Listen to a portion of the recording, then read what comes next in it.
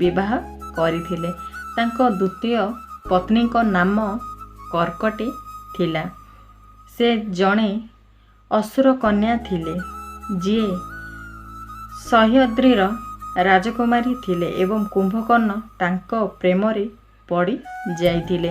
ପରେ କୁମ୍ଭକର୍ଣ୍ଣ କର୍କଟିଙ୍କୁ ବିବାହ କରିଥିଲେ। ସେମାନଙ୍କର ପୁତ୍ର ଭୀମାସୁର ଜଣେ ଭୟଙ୍କର ରାକ୍ଷସ ଥିଲା। କର୍କଟି ଓ ଭୀମାସୁର ଲଙ୍କାରେ ରହୁନଥିଲେ। ସେମାନେ ଗୋଟିଏ ପର୍ବତ ଉପରେ ରହୁଥିଲେ ଏବଂ ନିଜର ଅନ୍ତ ପର୍ଯ୍ୟନ୍ତ ସେଠାରେ ହିଁ ରହୁଥିଲେ। କୁମ୍ଭକର୍ଣ୍ଣ ତୃତୀୟ ବିବାହ କୁତୁବପୁର ରାଜ୍ୟର ମହୋଦର ନାମକ ଜଣେ ରାଜାଙ୍କ ଝିଅ ତଡ଼ିତମାଲାଙ୍କ ସହ ହୋଇଥିଲା ଏବଂ ସେ ଲଙ୍କାରେ ହିଁ ରହୁଥିଲେ।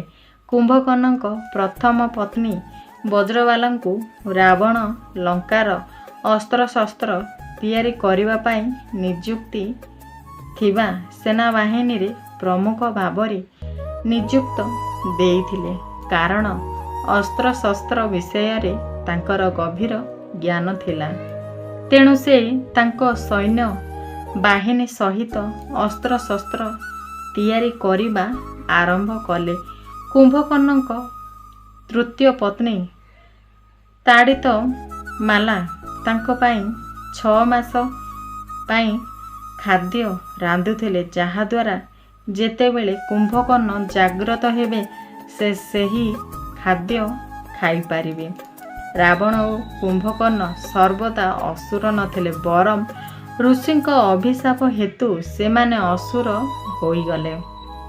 ଶାସ୍ତ୍ର ଅନୁଯାୟୀ ଭଗବାନ ବିଷ୍ଣୁଙ୍କ ଦ୍ୱାରରେ ଜୟ ଏବଂ ବିଜୟ ନାମକ 2 ଜଣ ଦ୍ୱାରପାଳ ଥିଲେ।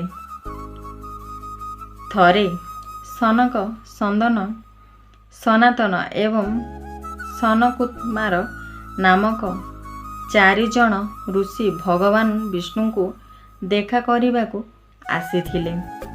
ସେହି ସମୟରେ ଜୟ ଏବଂ ବିଜୟ ଶ୍ରୀ ବିଷ୍ଣୁଙ୍କୁ 2 ରଖି ସେମାନଙ୍କୁ ପରିହାସ କଲେ ଓ ସେମାନଙ୍କୁ ଅଟକାଇବାକୁ ଚେଷ୍ଟା କଲେ। ଯେତେବେଳେ 4 ଋଷି ବହୁତ ରାଗିଗଲେ ଏବଂ ସେମାନଙ୍କୁ